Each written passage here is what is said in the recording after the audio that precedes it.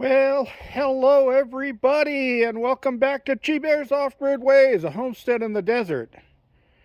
And here we are, November something again. You know, days run into each other. Anyway, look, there's a big stack of pallets missing. But there's also a big stack of 4x4s leaning up against the wall. And there's a stack of 2x6s and stuff laying over here. And there's wood on the wagon. Well, I did end up getting the rest of these pallets torn apart today. And this stack right over here, 4, 8, 12, 16, and 3 is 19.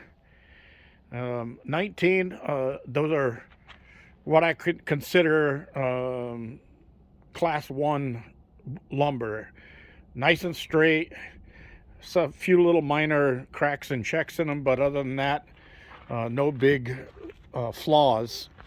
And then this stack over here, which is 6 of them, these are class 2. They got things like big knot holes in them and forklift damage and chunks taken out of them and splintering sides on them like this. But they're still usable. I'll be able to cut them down. You can see this one is pretty damaged up, and this one is too. But I'll still use parts of them. You know, I'll just cut sections out of there as I need, whatever I need, or put those on the ground. Now this stack I still have to unload and take apart. And these were going to go to a neighbor, and the guy says he had to deliver them on Saturday, so I went up there on Saturday, and he had taken off and gone somewhere, without getting into the whole story. If he wasn't interested enough to be there to take delivery, then he wasn't getting them, so I came back with them, and now I'll take them apart. And these are all put together with those type of square drive screws. So these won't be hammers and pry bars and that stuff. They'll come apart a lot easier, and I'll get a really good pieces of lumber out of this. So it'll be interesting. And here's where I stacked up all the 2x6s I took off. And there's 7 in a course. 1, 2, 3, 4, 5, 6, 7, 8, 9, 10, 11, 12. 12 times 7, 84. And then 4 more. It's 88. 88 pieces of 2x6s there. And this is all 2x4s. And these are all 39 inches long. And I put in the sleepers in between them to keep air going in there so they don't warp up and twist like crazy. Now some of these were actually some of the 2x6s that were really damaged on one side, but the other side was good, like this one. And I cut it down to a 2x4, and then I ran it on my router table and just did a round over on the corners. I'll be doing that to a lot of these other ones over here.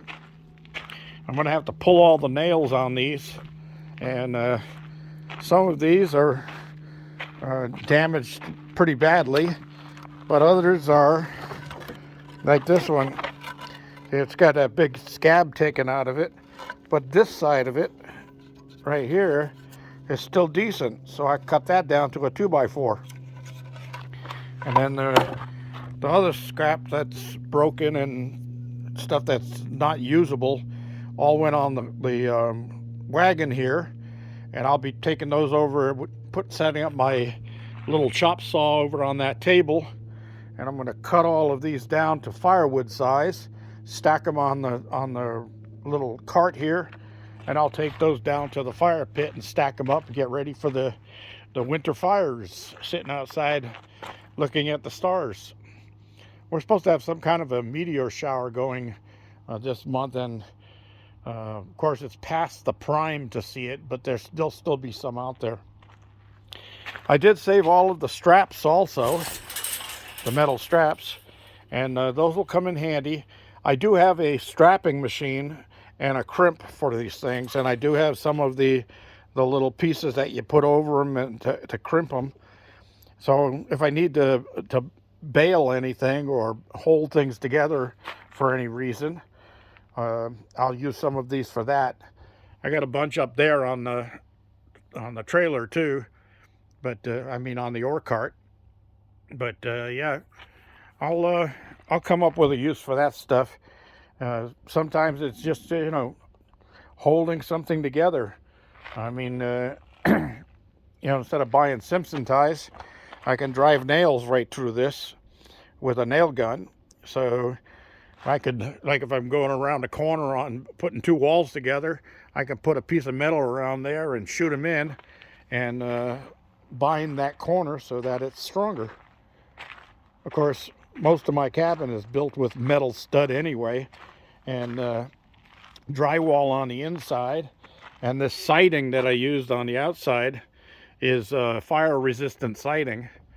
So basically my cabin is fire resistant. I wouldn't say fireproof, but it is fire resistant. So that's a good thing, I think.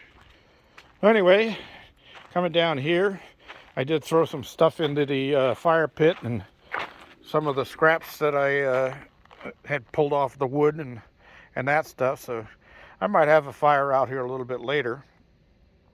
But I didn't show you. I have a 1 gallon pail over there that I was putting all the nails that I was taking out in.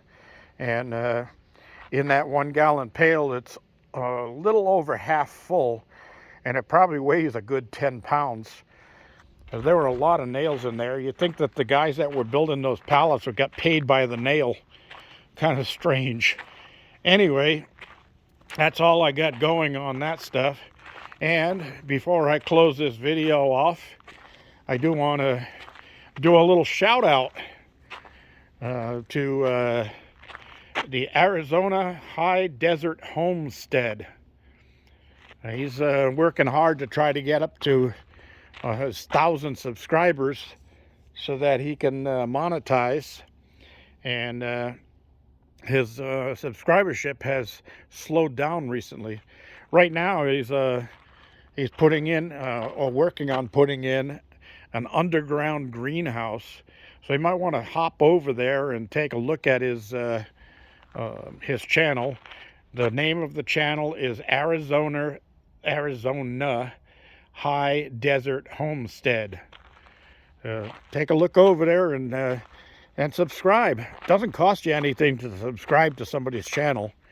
It really doesn't. There's nobody going to come knock on your door and tell you you owe them money because you subscribed to a channel on YouTube. Trust me. Just unless you're going to go for a premium membership on somebody's channel, it will not cost you anything to subscribe. And that's my channel too. My channel is free to subscribe to. It costs you nothing. Nobody's going to be spamming the heck out of you. If you don't click the little bell icon after you subscribe, you won't even get notified when a new video comes out. But that's kind of silly. If you subscribe, you might want to see the newer videos that come out and keep track. Some people don't have time to keep track of everything, and they binge watch. They won't watch for a week or so, and then they'll binge watch for like 8 hours. So I couldn't do that.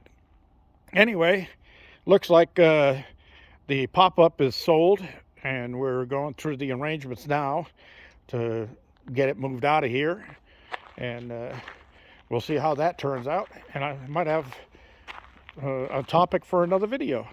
All right, everybody, that's all I really have for today, so I'm going to call it a day. I'll show you that bucket of nails since I walked all the way back up here anyway.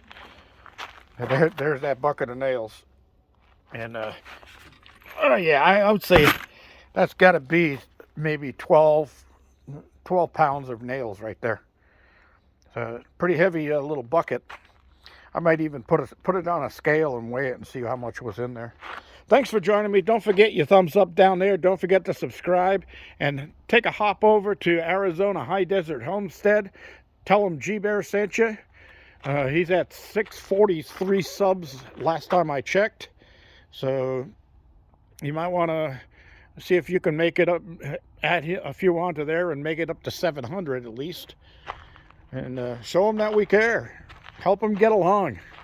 This is G Bear signing off.